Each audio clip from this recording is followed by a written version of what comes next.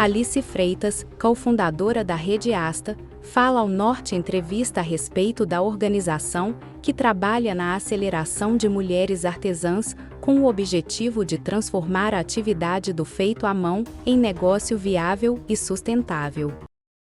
A viagem gerou a Rede Asta. A ideia de fundar a Rede Asta nasceu quando eu tinha 23 anos de idade.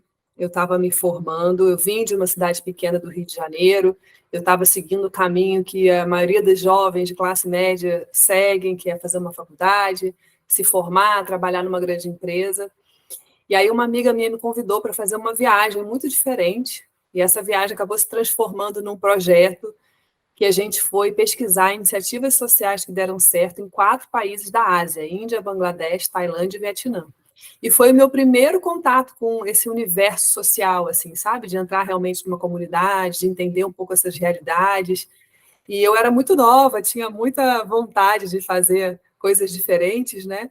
E essa viagem acabou tomando conta um pouco da nossa vida, porque a gente passou um ano captando parcerias para fazer o projeto acontecer. Então, a gente tinha muita cara de pau, né? Imagina, 2 jovens, ninguém conhecia. Como é que alguém vai financiar uma viagem dessas meninas? O projeto se chamava Realice, éramos eu e a Renata, então aí muita criatividade nesse nome, né?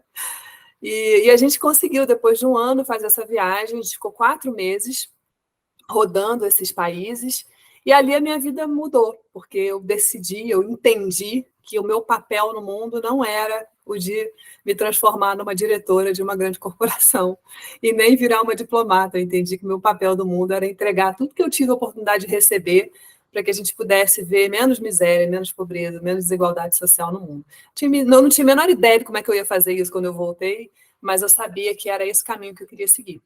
E eu fiquei muito apaixonada pelas produções manuais desses países, né? O Brasil tem uma produção manual riquíssima. Imagina a Índia, né? Imagina a Tailândia, assim. Então, ali eu falei, nossa, isso é muito incrível, porque é um processo de geração de renda automático. Se você sabe fazer alguma coisa com as suas mãos, você vai para a rua, vende, você paga o seu jantar, né? Então, fiquei muito impressionada com o potencial e poder da produção manual como um grande viés para atacar a falta de renda. Então, foi assim que a ideia, né, a sementinha da ideia nasceu. E aí, depois que eu voltei, um monte de coisa aconteceu, né? O início do projeto. Quando eu voltei da viagem, eu voltei muito perdida, eu era muito jovem, eu não sabia muito bem que caminho percorrer, mas eu decidi que a primeira coisa era entrar, de fato, em alguma organização social que eu gostasse. Então, para você entrar nesse mundo sem ter experiência, sem ter, né, uma bagagem aí de como agir no terceiro setor, fica muito complicado se você não entrar pela porta do voluntário. Então, o que eu fiz foi me voluntariar para uma organização. Tentei algumas, consegui entrar nessa organização do Rio, que era o Grupo Cultural Afro-Reg, era uma organização enorme. E ali foi muito importante para mim, que foi quando eu consegui realmente entender o que é trabalhar na área social, que é, né, promover um trabalho nesse setor social, entender um pouco o que eu tinha de expertise que eu podia entregar para a organização e vice-versa. Aprendi muito, foi uma super escola.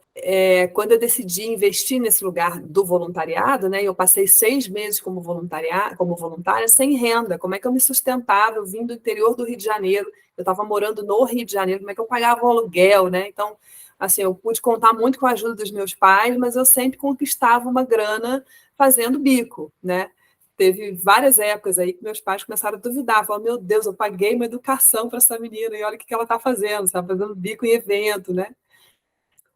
Mas foi assim que eu fui mantendo a minha firme convicção de que era ali que eu queria estar. Depois de 6 meses, eles me contrataram, então já tinha ali uma graninha para me bancar no Rio de Janeiro, e eu passei 2 anos nessa organização como contratada, né?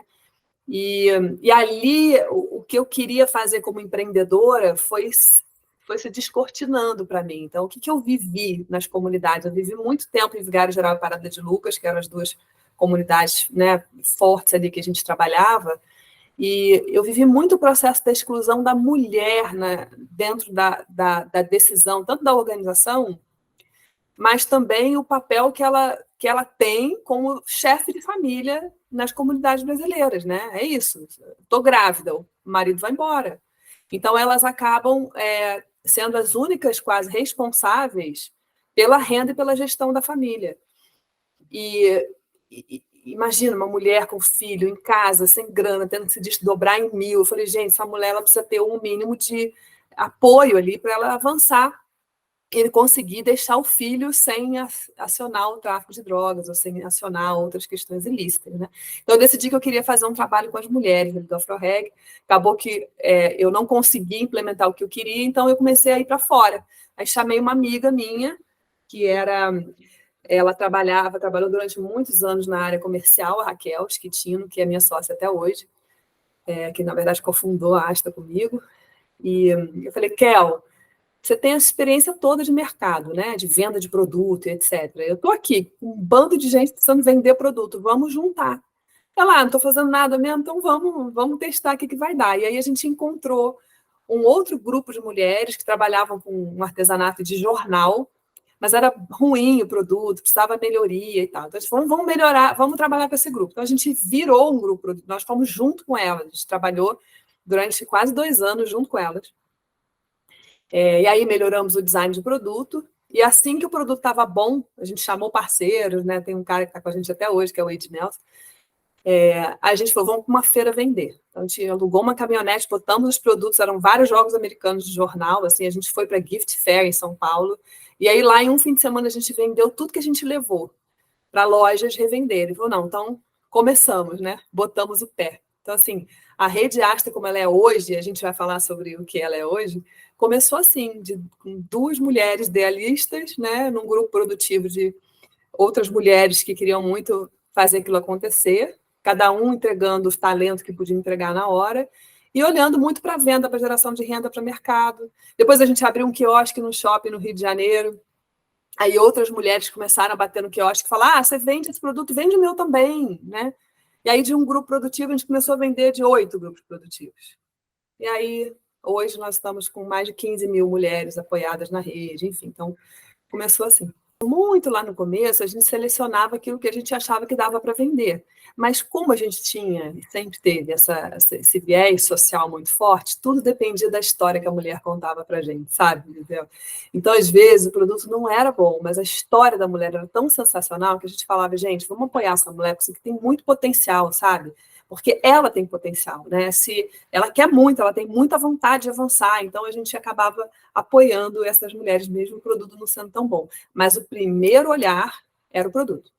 É bom, dá para vender? Então coloca aqui que a gente avança.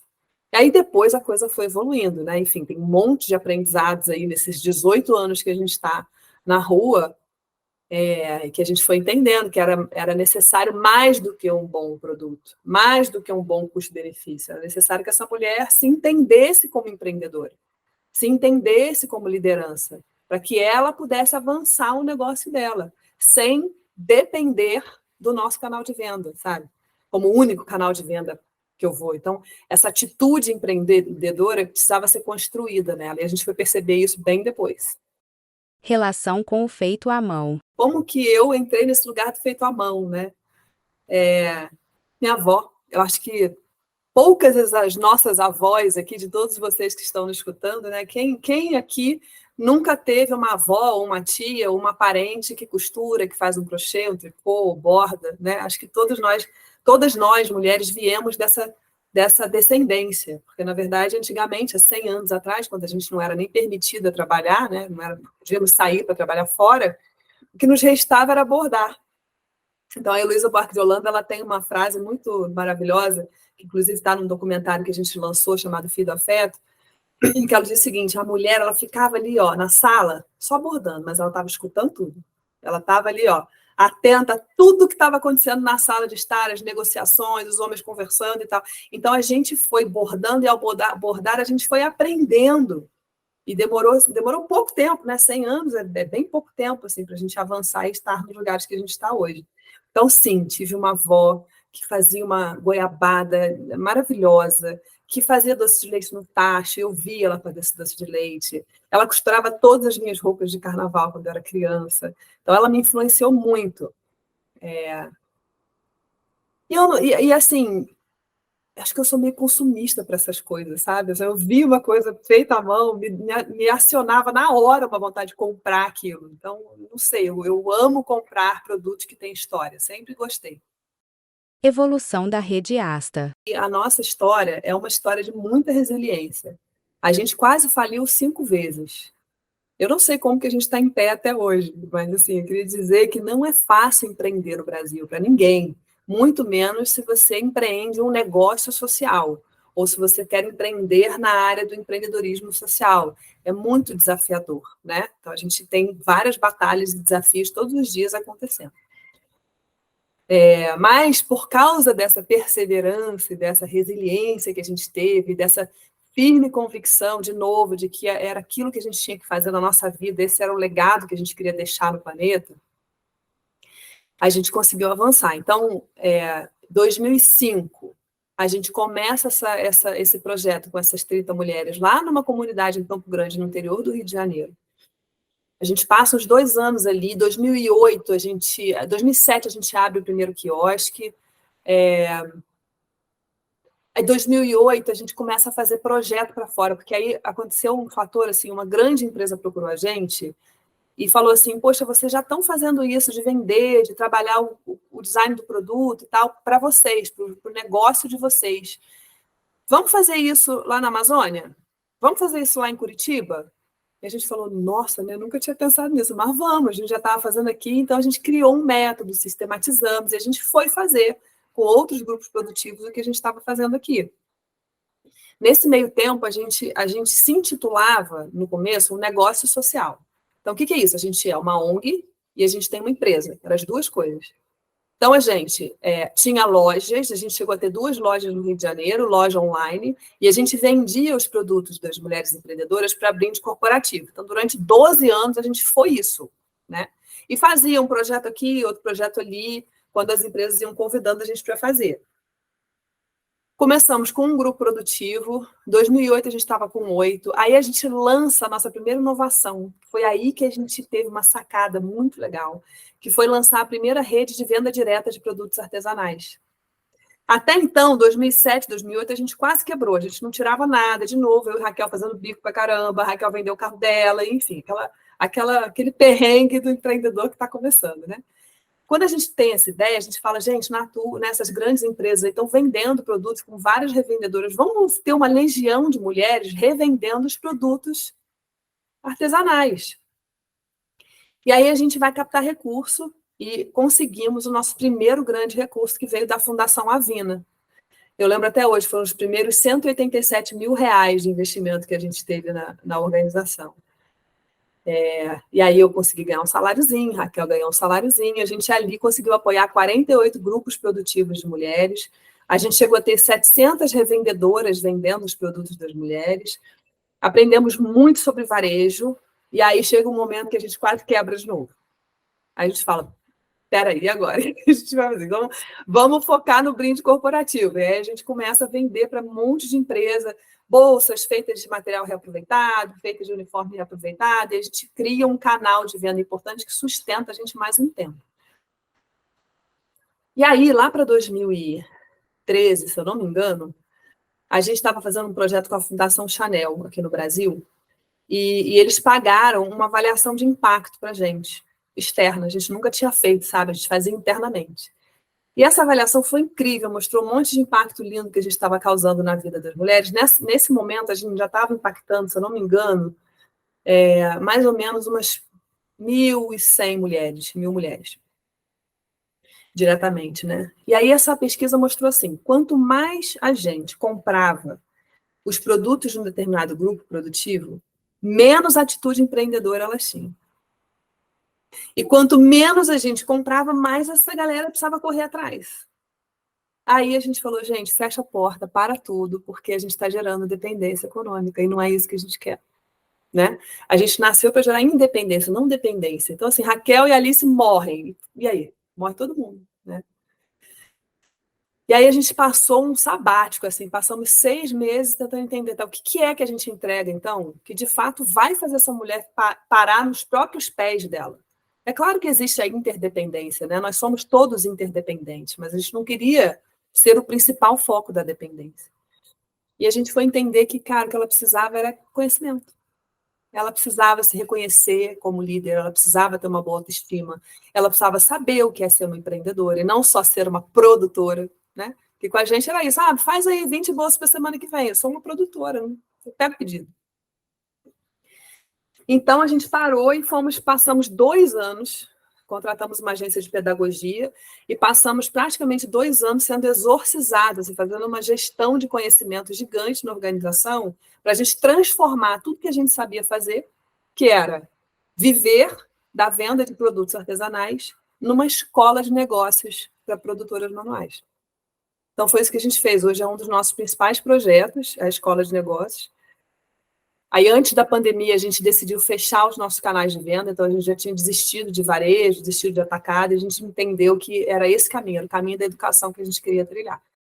O encontro da empreendedora com a Asta. A principal porta de entrada da mulher com a gente é a abertura de turmas.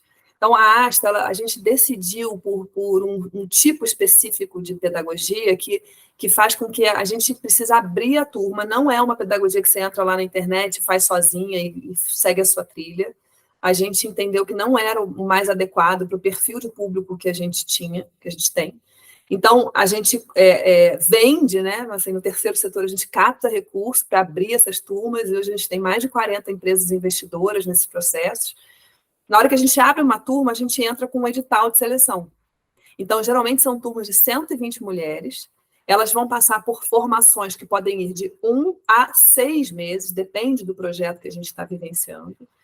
E cada turma dessa tem uma monitora, que é a nossa professora, que na verdade ela não é só uma professora, ela é a pessoa que pega na mão, que não deixa ninguém desistir, que telefona, que liga. Então, realmente a gente entrega um conteúdo que é muito didático, ele é amigável, fala a língua que ela quer falar, não tem blá blá blá, ele é prático pra caramba. Então, assim, como é que você faz o seu negócio acontecer? Ninguém vai ficar te explicando teoria de empreendedorismo, a gente vai te explicar como é que você faz isso acontecer.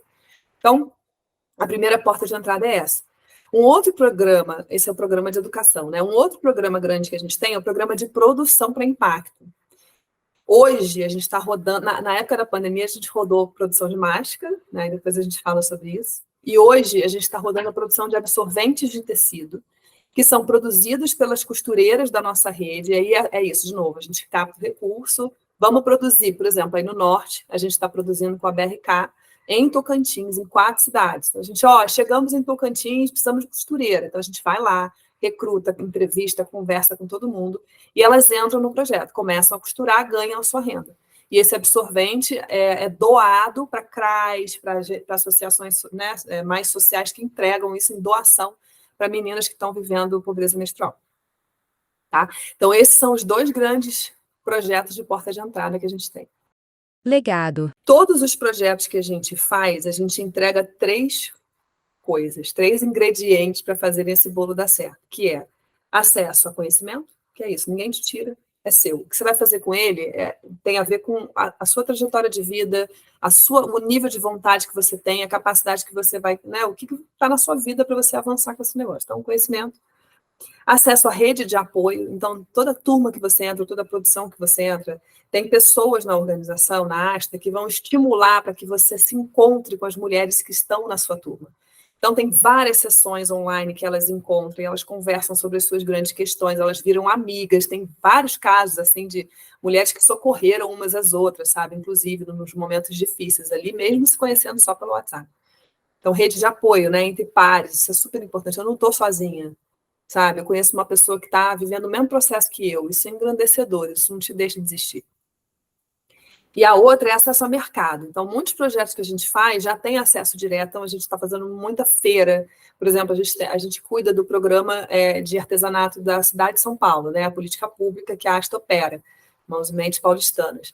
E ali a gente já realizou mais de 500 feiras, a gente está formando mais de 8.000 mulheres na questão empreendedora. Então, tem essa coisa de uma visão clara, que só o conhecimento puro e simples, ele não te leva a lugar nenhum. Você precisa transformar esse conhecimento numa coisa prática. Um dos indicadores que a gente mede na Asta é o quanto que as mulheres estão usando na prática as ferramentas que a gente entregou. Então, sempre, são três ingredientes que estão na nossa metodologia. E a gente percebe que elas quebram menos, né? Quando elas têm acesso a esses 3 ingredientes, quebra menos, tem mais clareza de como avançar no seu negócio empreendedor, ou fala, gente, decidi que não é para mim.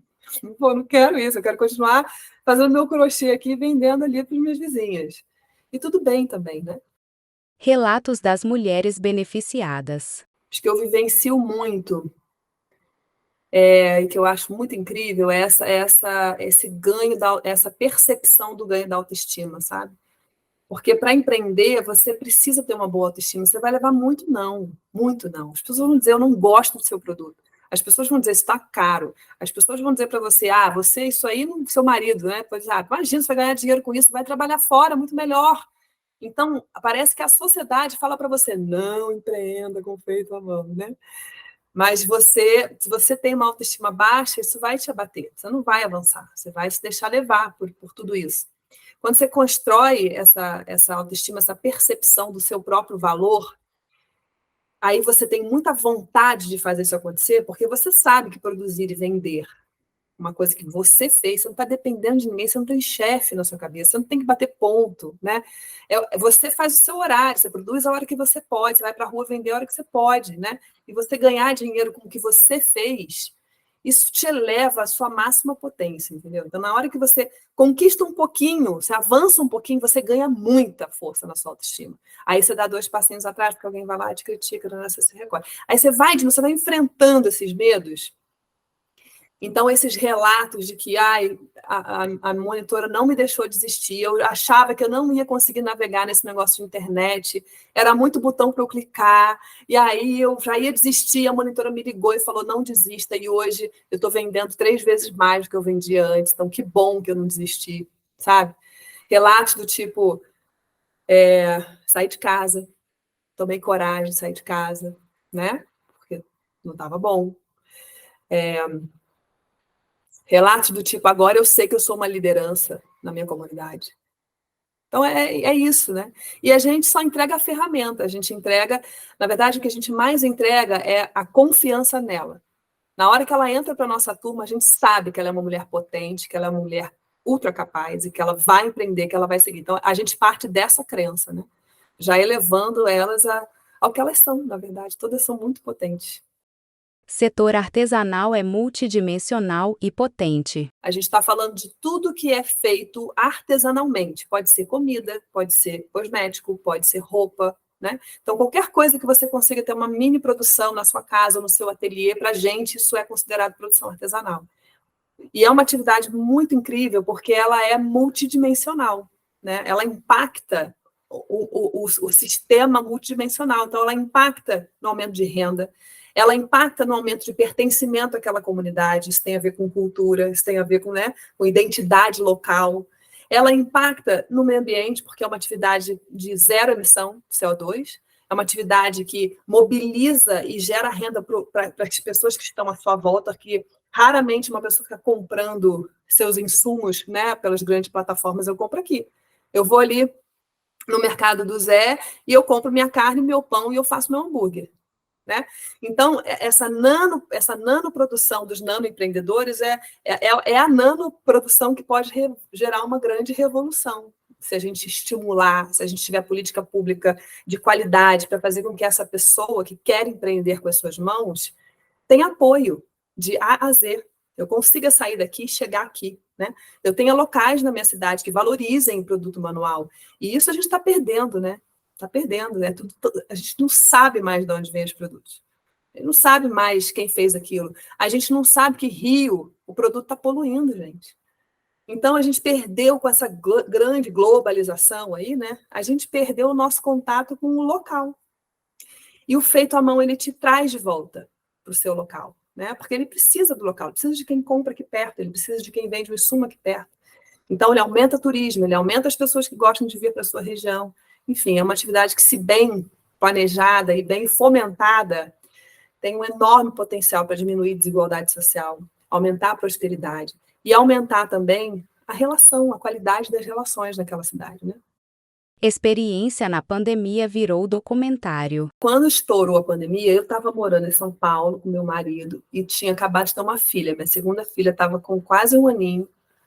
estava vivendo aquela maternidade, né, aquele puerpério e tal. E aí veio a pandemia, a Asta já estava difícil, indo mal das pernas. Eu falei, gente, agora, paz de cal. Agora eu acho que eu vou ter que empreender outra coisa ou ir para outro lugar. Achei que a gente não fosse conseguir.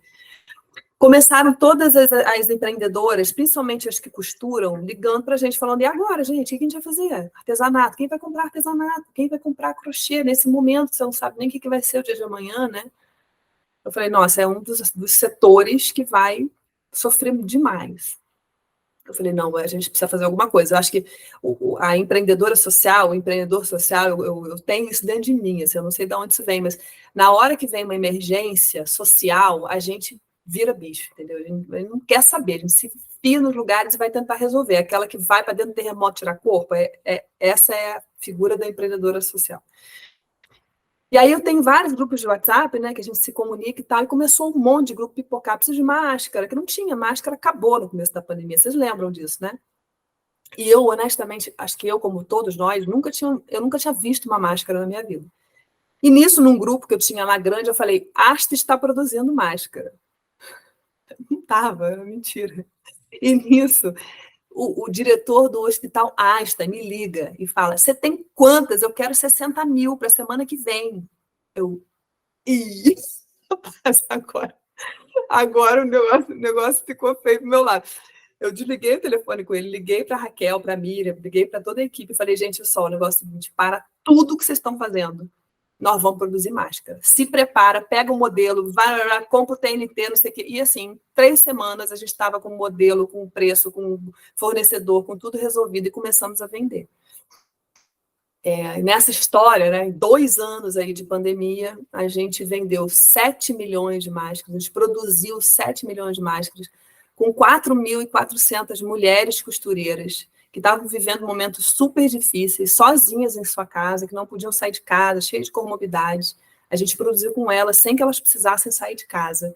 Toda a operação montada no WhatsApp, a gente chegou a ter 70 pessoas na equipe coordenando essas produções. E foi muito incrível o que a gente vivenciou, assim, porque, nossa, imagina os depoimentos, né? Se não chegasse essa produção, eu não tinha que comer amanhã, entendeu? E eu sou costureira, mas agora eu salvo vida também. Então, essa coisa da costureira se transformar numa mulher que vai entregar uma coisa que vai salvar a vida de alguém, sabe? Então, isso foi... A gente ouviu cada história que a gente ligou para os nossos patrocinadores, quem tocou, a gente criou o projeto Máscara Mais Renda junto com a Vale, com a Fundação Vale, e depois entraram mais 11 financiadores que aumentaram, né, o volume do tamanho do projeto, e a gente falou, gente, é muita história, a gente precisa transformar isso aqui num documentário. E aí eles toparam, investiram também, e a gente conseguiu fazer o Fio do Afeto, com a Giros, produtora, e ficou um filme muito lindo. Na verdade, a gente queria contar a história de como é que essas mulheres conseguiram sobreviver, né, no meio dessa crise sanitária, sem renda, etc. E através das máscaras e tal. Só que, ao longo das entrevistas, a gente foi percebendo que o que fez elas sobreviverem foi o afeto. E a gente falou, gente, é sobre isso que a gente tem que falar. Então, o filme se transformou num filme sobre o afeto, tanto que o nome dele é Fio do Afeto, né? E aí a gente tem a Zezé Mota interpretando o texto da Evaristo Conceição e a Heloísa Buarque de Holanda fazendo uma narração narrativa sobre o feminismo e como que o afeto se integra com o feminismo na vida de 8 mulheres empreendedores que participaram do projeto, né? Mas, assim, 8 mulheres muito características da mulher brasileira, sabe? Então, foi incrível poder fechar com chave de ouro, né, essa produção das máscaras com esse documentário que está na Globoplay agora. Economia globalizada versus voltar às origens. Eu acho que existe uma evolução, uma mudança de consciência das pessoas, de que é preciso você ser um cidadão para o mundo, né, e não estar aqui apenas no mundo para usar do que o mundo tem para te oferecer. Eu acho que mudou. Mas também a gente teve muito retrocesso no aspecto do consumo e no aspecto da consciência do consumo dos brasileiros, principalmente, com a chegada dessas multiplataformas, né, e dessa questão do preço, que é super essencial na hora de você escolher um produto. Então, imagina, você aumenta o índice de pobreza, na hora que você vai poder consumir, você vai procurar o que é mais barato para você, o que é mais, né, porque não vai te causar tanto impacto na vida financeira. E, geralmente, o que é mais barato é o que causa muito mal para o planeta, né? É isso que eu falei, você não sabe de onde vem, é plástico, é tóxico, você descarta de qualquer jeito, não tem quem colete. Então, eu acho que, nesse aspecto, o capitalismo, essa economia globalizada, ela entrega para a gente a seguinte mensagem: eu vou te entregar o melhor produto pelo melhor preço, aonde você estiver. Então, você vai na internet e você compra, tem um negócio lá, compra internacional, você nem lê, o negócio veio lá da China para você, direto, demora 3 meses para chegar. Foi um negocinho que você comprou que veio num container para você vir para cá, enquanto você podia andar 2 horas e encontrar o mesmo produto por um preço 10% mais barato. Então, as pessoas não param para pensar no que você está consumindo. Isso é uma coisa que eu venho falando demais, porque a Asta agora está olhando muito para essa questão da localização, né? Assim, cada vez mais a gente está acreditando que uma saída para tudo isso que a gente está vivendo, né? Mudança climática, alto índice de desenvolvimento e de desigualdade social, tudo isso tem uma saída, que é você voltar para o local, voltar para olhar quem está por perto. Então, tem um caso aqui na cidade que eu estou morando, de uma menina que ela é personal trainer, e a mãe dela me conta que ela compra tudo pela internet. Tudo, 100% tudo. Eu perguntei assim, mas quem é a cliente dela? Ah, são os comerciantes da cidade. Eu falei, você já pensou se todo mundo consumisse como ela não teria emprego, né? Então, essa consciência de que todos estamos ligados, que dinheiro é energia, você coloca o seu dinheiro onde você quer que prospere. Se eu quero que aquele negócio de bebida local prospere, eu vou botar meu dinheiro ali, né? Então, essa coisa de voltar para o local, de voltar às suas origens, entender que nós somos parte de um todo, que está aqui. O que está acontecendo lá na Ucrânia, que é o que está acontecendo lá na Rússia, né? Está lá, vamos ter um impacto aí na inflação, ok, mas como é que a gente pode fazer a nossa comunidade mais próxima prosperar? Como é que a gente pode ser parte disso? Então, isso é uma coisa que a gente tem olhado muito, e aí ninguém fala, sabe? A globalização é tão forte, é tão potente, que na hora que você fala de localização, ninguém nem sabe o que é. Isso é um movimento que já existe há muitos anos na Europa, nos Estados Unidos, e a gente está querendo trazer muito esse conceito para cá. Recrutamento no norte do país. Elas entram para a Asta, elas entram por uma formação, a formação acaba, elas continuam no nosso banco. A gente tem um banco, né, que a gente vai... Aí a gente tem um canal no Telegram e um canal, uma comunidade no WhatsApp, que a gente fica mantendo elas com informações o tempo inteiro. A gente chama de Clube Asta. Então, elas ficam sabendo das feiras que estão acontecendo, a gente, né, o que a gente está fazendo em São Paulo, tudo que a Asta está movimentando nos territórios. Quando tem um projeto, a gente vai abrir vaga agora num projeto de escola de negócios em Rondônia e no Tocantins, em parceria com a BRK e com a Energisa. E ali a gente vai, em Porto Velho, Palmas e Araguaína, a gente vai recrutar 120 mulheres, em breve. Então, quem mora aí perto vai escutar, a gente, né, vocês vão escutar aí nas rádios locais e tal, que a gente vai começar esse recrutamento. Quem já está no banco de dados recebe a informação. Se quiser fazer o curso de novo, pode fazer, não tem problema, entendeu? A gente só vai avaliando se ela tem fit para estar nessa turma. A gente vai lançar, no final do carnaval, uma coisa que a gente está chamando de Asta Maps. Sabe os mapas virtuais, que a gente vai lá e busca coisa que a gente está precisando? Vai ser um mapa, é o primeiro mapa brasileiro de produções artesanais. Então, ali vai ter o pinzinho de todas as mulheres que passaram pela nossa formação, nas categorias, né, alimento, enfim, as que a gente falou.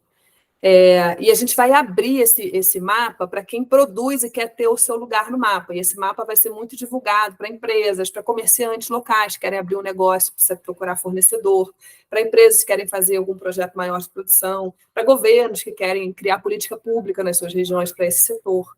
Então, a gente quer, né, botar os nanonegócios artesanais no mapa. Isso vai ser lançado em breve, a gente vai trazer essa novidade depois do carnaval. Se você é uma empreendedora, tanto se você é uma empresa no norte, você quer fazer alguma coisa pela sua região. Alice, como é que eu faço aqui? Eu sou dono de uma empresa, eu queria criar um projeto aqui para fomentar a produção artesanal da minha cidade. Então, isso é uma coisa que a gente está fazendo muito, sabe? Então, a gente tem sido procurado por governos, prefeituras locais e até empresas locais para a gente ajudar essas prefeituras com essas ferramentas e construção de programas para mobilização produtiva local. Então, a gente está super aberto para isso, é o que a gente quer fazer, né? Nosso sonho agora é fazer com que todas as cidades tenham ferramentas e ações para que as mulheres empreendedoras do Feito à Mão possam prosperar. E aí a gente criar uma outra sociedade, né? Mais feminina, mais inclusiva, com mais equidade, etc. Então, acho que essa é a mensagem.